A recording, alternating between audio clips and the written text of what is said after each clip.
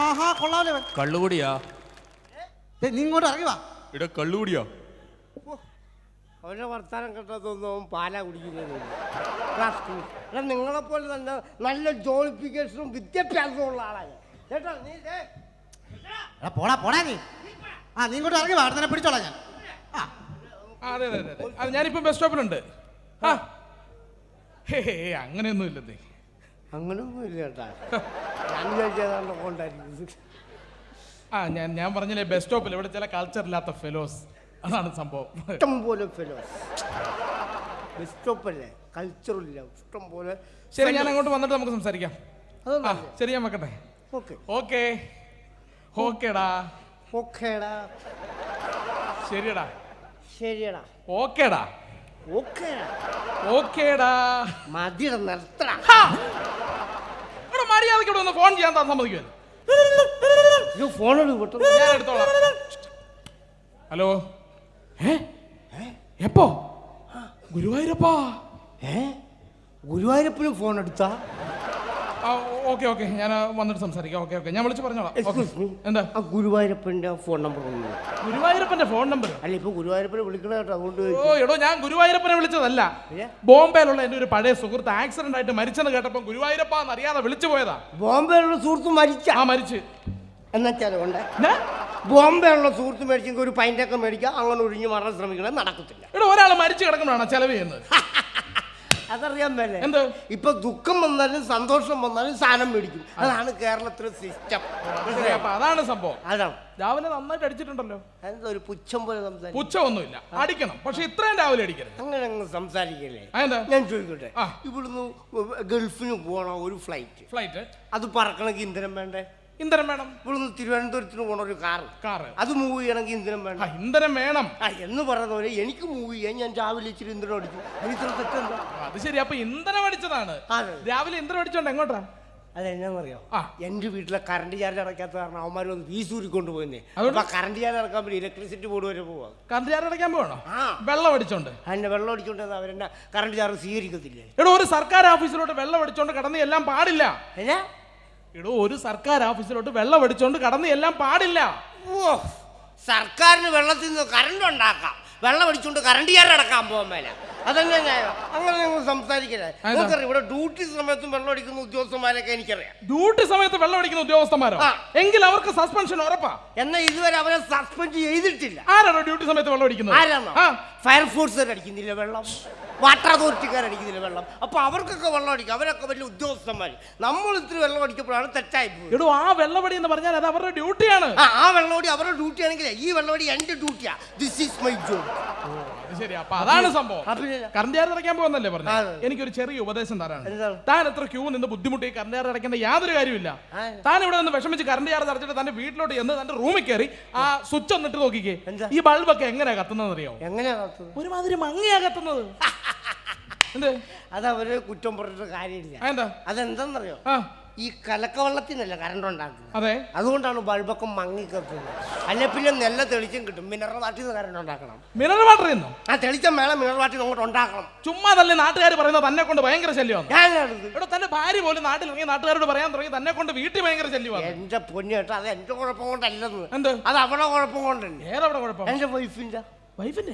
എന്റെ പെണ്ണും പിള്ളേരാ. എന്ത് കുഴപ്പം? എന്റെ മനോട്ട് ഞാനൊരു കാര്യം പറയാം, നിങ്ങൾ ശ്രദ്ധിച്ച് കേൾക്കണം. എന്ത് കാര്യം? ഉദാഹരണത്തിന് നിങ്ങളൊരു പശുവിനെ വളർത്തുന്നു. ഞാനൊരു പശുവിനെ വളർത്തുന്നു. അതിന് കൃത്യമായിട്ട് കാലിത്തീറ്റ കൊടുക്കുന്നു, പിണ്ണാക്ക് കൊണ്ട് കൊടുക്കുന്നു, പുല്ല് എത്തി കൊണ്ട് കൊടുക്കുന്നു. ഇതെല്ലാം നിങ്ങൾ കൃത്യമായിട്ട് ചെയ്തതിന് ശേഷം വൈകുന്നേരം ആകുമ്പോ അപ്പുറത്തെ സുഭാഷ് കറക്കാൻ വന്നാൽ നിങ്ങൾക്ക് സൂഹിക്കുവോ? അതാ ഇവിടെ നടന്നുകൊണ്ടിരിക്കുന്നത്. അറിയാമോ, ഞാൻ രാവിലെ പോലും വൈകുന്നേരം വരെ കഷ്ടപ്പെട്ടു ബുദ്ധിമുട്ടി പാടുപെട്ട് പണി എന്റെ പട്ടി പണി ചെയ്യുന്ന കാര്യമല്ല പറഞ്ഞ. ഞാൻ രാവിലെ പോലും ഷാപ്പിലിരുന്ന് അടിച്ച് സെറ്റായിട്ട് രാത്രി ആകുമ്പോൾ എഴഞ്ഞും വലിഞ്ഞും ഞാൻ എന്റെ വീട്ടിൽ കയറി വരുന്നത് അറിയാമോ? അതുകൊണ്ട് അപ്പൊ ഞാൻ കാണുന്ന കാഴ്ച എന്താണ്, എന്റെ വൈഫ് മറ്റൊരു പുരുഷനായിട്ടൊന്ന് സ്പീച്ച് എന്റെ പെണ്ണും പിള്ള വേർത്തോട്ടത്ത് സംസാരിക്കുന്നത്. പണ്ടത്തെ കാലമല്ല ഇപ്പോഴത്തെ കാലം. അവര് സോഷ്യലായിട്ട് എന്തെങ്കിലും സംസാരിച്ചതായിരിക്കും. ആണോ? സോഷ്യലിസം കാണിക്കാനേ. ഇത് കാറൽ മാർക്സിന്റെ വീടൊന്നുമല്ല, എന്റെ സ്വന്തം വീടാ. ഞാൻ ചോദിക്കട്ടെ, ഒരു വീട്ടിലൊരു പുരുഷൻ ഇല്ലാത്തപ്പോൾ അവന്റെ വൈഫുമായിട്ട് മറ്റൊരു പുരുഷൻ സംസാരിക്കുന്നതാണോ കേരളത്തിലെ സോഷ്യലിസം? എന്നിട്ട് താൻ എന്ത് ചെയ്ത്? ഒരക്ഷരം മിണ്ടാൻ പോയില്ല. ആ. ഞാൻ അവരെ ഡിസ്റ്റർബ് ചെയ്യാൻ ഞാൻ പോയില്ല. ആ. ഞാൻ മിണ്ടാതെ ആ. പുറകെ കൂടി പതുങ്ങി ചെന്നിട്ട് ആ. ഒരൊറ്റ ചവിട്ടിന് അവിടെ നട്ടല്ലൊടിച്ചു. എന്ത് വൃത്തികെട്ട പരിപാടിയാണ് താൻ കാണിച്ചത്? തനിക്ക് അത്ര ധൈര്യം ഉണ്ടായിരുന്ന മുമ്പിൽ കൂടെ തന്നെ ചവിട്ടാൻ മേലായിരുന്നു. ആ മുമ്പിൽ കൂടി ചെന്ന് ചവിട്ടി അവൾ എന്റെ നട്ടല്ലൊടിക്കത്തില്ല. അപ്പൊ എനിക്ക് നട്ടല് വേണ്ടേ? എടോ, ആണുങ്ങളായാലേ ആണത്തം വേണം. തന്റെ ഭാര്യയായിട്ട് ആണൊരുത്തൻ അവിടെ സംസാരിച്ചിരിപ്പില്ലായിരുന്നോ? എനിക്ക് അയാൾക്കിട്ട് ചവിട്ടാൻ മേലായിരുന്നോ? പരിചയമില്ലല്ലോ.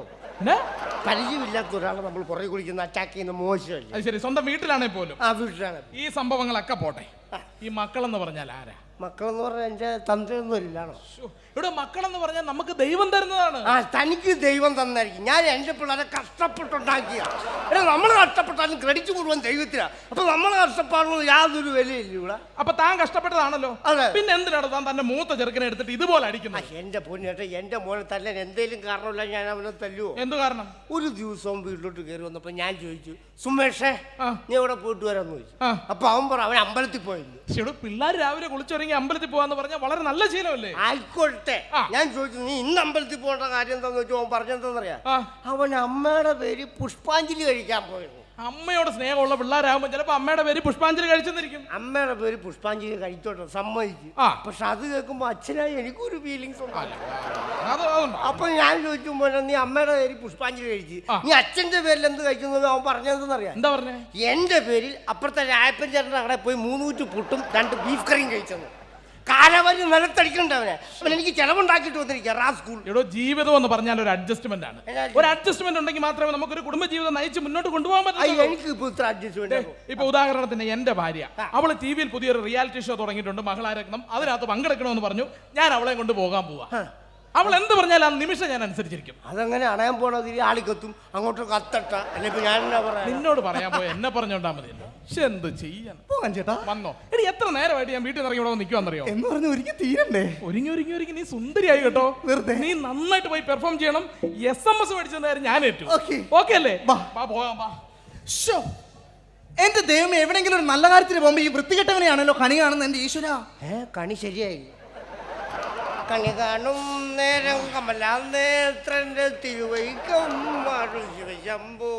കണി ശരിയായില്ലെന്ന്. അതെ, ഇന്ന് ഏതമ്പലത്തിലോട്ട് എഴുന്നള്ളിപ്പോ അല്ല കെട്ടി എഴുന്നള്ളിച്ചോണ്ട് പോണുണ്ട്. അതുകൊണ്ട് ചോദിച്ചാ ഞാൻ പറഞ്ഞില്ലേ മനുഷ്യ, നമ്മൾ എവിടെ പോണെന്ന് നമ്മൾ അറിഞ്ഞാ പോരെ. നമ്മൾ എവിടെ പോണെന്ന് കണ്ടവനൊക്കെ പറയേണ്ട വല്ല കാര്യമുണ്ടോ? ഞങ്ങൾ എവിടെ പോണെന്ന് ഞങ്ങൾ തീരുമാനിച്ചോളാം കേട്ടോ. നിങ്ങൾ എവിടെ പോകണം നിങ്ങൾ തീരുമാനിച്ചു. നിങ്ങൾ എന്റെ നെഞ്ചത്ത് കയറാൻ പറ്റുന്നത് വെള്ളം അടിച്ചാൽ വയറ്റി കിടക്കണേ. ഓ, എല്ലാരും പറയും വെള്ളം അടിച്ചാൽ വയറ്റി കിടക്കണം. എനിക്കറിയാൻ മേലോട്ടോ ഈ വെള്ളം അടിച്ചാൽ കയറി കിടക്കണ സ്ഥലമാണോ ഈ വയറ്? താൻ വെള്ളം അടിച്ചാൽ തന്റെ വയറ്റി കിടക്കണം. ഞാൻ അടിച്ചോളും, പിന്നെ നിങ്ങൾ വയറ്റോളൂ. എന്റെ വയറിന് വന്ന് പറഞ്ഞു പെണ്ണുപിള്ള നിങ്ങൾ ഒറ്റ കാരണം പെണ്ണുപിള്ള വന്ന്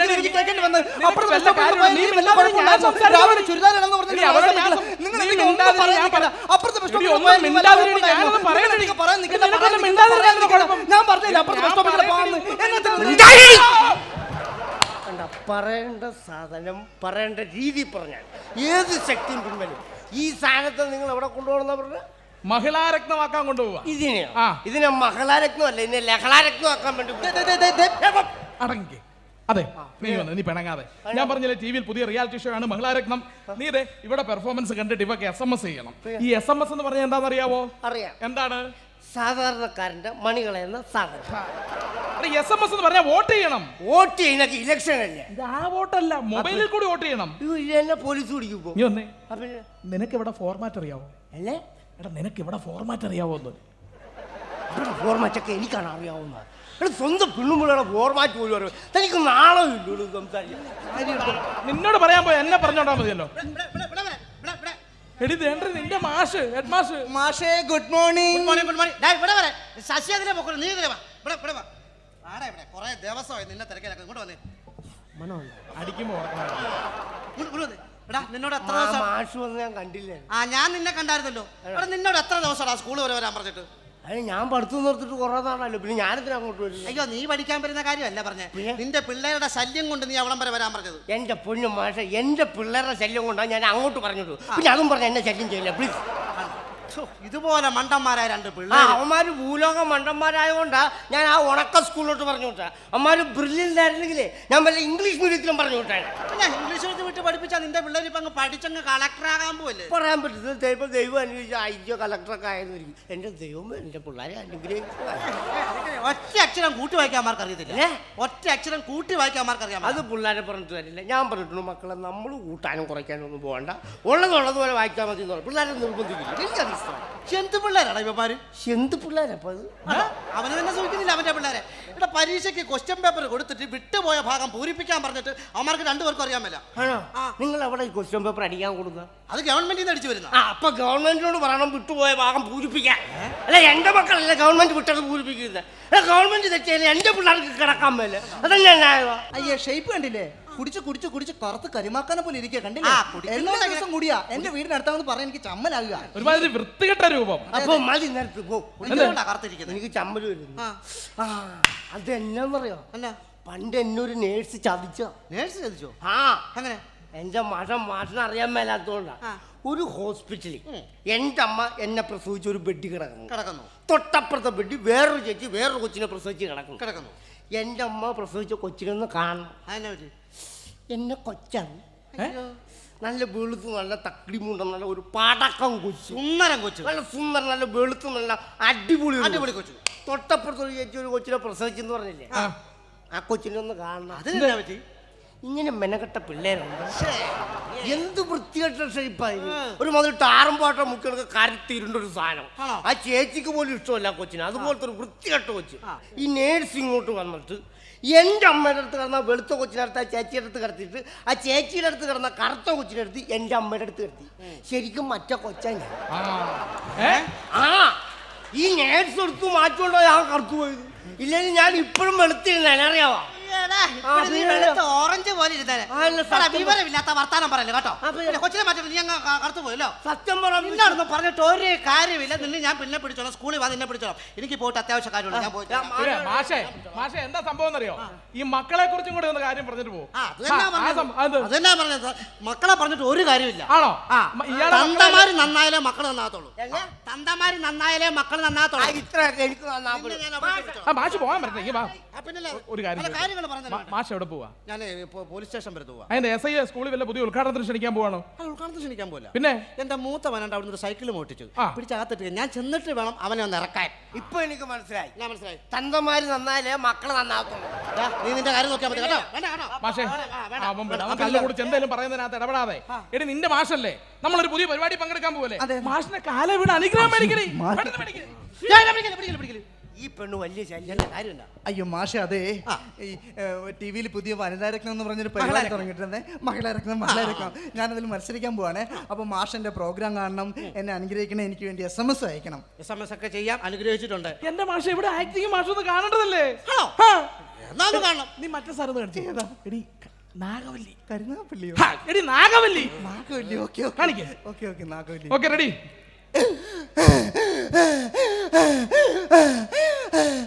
നല്ല വലി കൊണ്ട് കേട്ടോ ആശുപത്രി കൊണ്ടുവന്ന് നോക്കാൻ. അല്ല പോണ വഴിക്ക് എന്തെങ്കിലും സംഭവിച്ചോ? നമ്മൾ സംഭവിച്ചെങ്കിൽ അവിടെ ഭർത്താവ് പറഞ്ഞ നീ സപ്പോർട്ട് ചെയ്യണ്ട കേട്ടോ. ഒരു ഉപകാരം ചെയ്യണ്ട. നീ കാണിച്ചോടി, ഞാനൊരു ആക്ഷൻ പറയാം. ആക്ഷൻ. അയ്യോ നായേ, ഇന്നേക്ക് ദുർഗാഷ്ടമി. ഉന്നെ നാ കൊന്ന് രക്തത്തെ കുടിച്ച് ഓർക്കാരം നടമാടുമേ. ആരാ എവിടെയാ?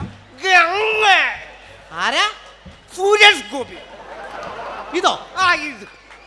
ഇത് സുരേഷ് ഗോപിയോ? അയ്യടാ, ഒരു മുണഞ്ഞ സുരേഷ് ഗോപി. ആണോ? ഈ മുണഞ്ഞ സുരേഷ് ഗോപി വന്നില്ല ഇപ്പൊ കാണാനില്ല. എന്നാ കാണാൻ? ആ പെണ്ണ് പെടലിക്ക് പിടിച്ച് ഞെക്ക് കൊന്നേ. രക്ഷിച്ചതിന് ഒരു മണി ജാട ഇറക്കല്ലേ.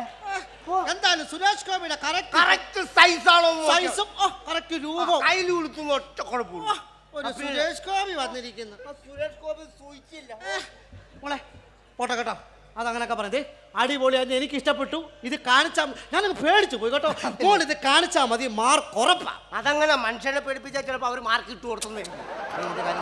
അങ്ങനെ പറഞ്ഞേ. അപ്പൊ എല്ലാം അറിയാതെ കൊച്ചു കല്ലിയല്ലേ. അതൊക്കെ പോട്ടെ, ഈ കഴിവൊക്കെ മോക്ക് ജന്മനാ കിട്ടിയ കഴിവാണോ അതോ വളർന്നതിന് ശേഷം ആരെങ്കിലും പഠിപ്പിച്ചാണോ മോളെ? അയ്യോ മാഷെ, അതെ, ഞാൻ കുഞ്ഞായിരുന്നപ്പോണ്ടല്ലോ, ഒരു കുടുക്കാച്ചി വാപ്പയായിരുന്നപ്പോണ്ടല്ലോ, എനിക്കൊന്നും അറിയില്ലായിരുന്നേ. ഞാൻ പിന്നെ വളർന്നു പടർന്നു പന്തലിച്ചൊരു വൃക്ഷമായി കഴിഞ്ഞപ്പോണ്ടല്ലോ, എനിക്കെന്തെങ്കിലും ഈ ഫീൽഡ് ചെയ്യാൻ പറ്റും എന്നെനിക്ക് തോന്നിയപ്പോണ്ടല്ലോ, എന്നെ ഇതൊക്കെ പഠിപ്പിച്ചതെന്ന് ലക്ഷ്മി ചേച്ചിയാ. ആരാ? ലക്ഷ്മി ചേച്ചി. അങ്ങനെ വരട്ടെ, കലാമണ്ഡലം ലക്ഷ്മി ടീച്ചർ. എന്റെ മാഷെ, കലാമണ്ഡലം ലക്ഷ്മി ടീച്ചർ ഒന്നും അല്ല. ഇത് ഞങ്ങളുടെ വീട്ടിലെ വേലക്കാരി. വേലക്കാരിയോ? വേലക്കാരി ആയതുകൊണ്ട് പറയല്ല. അവര് ഡാൻസ് ചെയ്യും, പാട്ട് പാടും, ആക്ട് ചെയ്യും. 24 മണിക്കൂറും ഇവളെ കൊണ്ട് ഒരു ജോലി പോലും ചെയ്യിക്കാതെ വീട്ടിലെ കംപ്ലീറ്റ് ജോലിയും അവർ ചെയ്യും. എന്തിനധികം പറയുന്നു, അവരൊരു സകലകല വല്ലഭയാണ്. കഴിവുള്ള സാധനത്തെ വീട്ടിൽ വെച്ച് പൂട്ടിയിട്ട് കഴിവില്ലാത്ത സാധനത്തെ പൊക്കിക്കൊണ്ട് നടക്കുക മഹിളാരക്തമാക്കാൻ വേണ്ടിയിട്ട്. ആണുങ്ങളുടെ ഒരു ഗതികേടെ. ഇങ്ങോട്ട് മാറിക്കാം മാഷെ.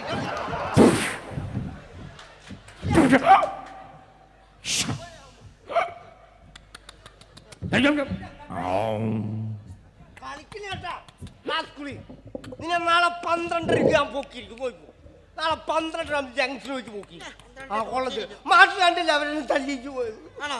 നിന്നെ തല്ലിയല്ല ചെയ്യേണ്ടത്, അല്ല ഒന്നാന്തര ചവിട്ട് കേട്ടോടാ.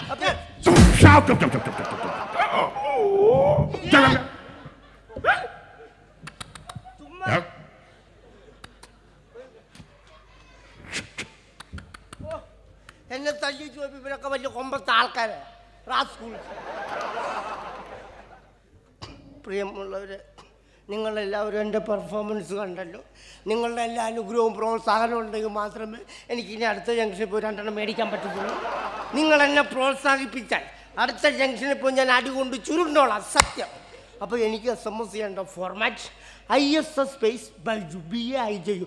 Please vote for me. Okay, thank you.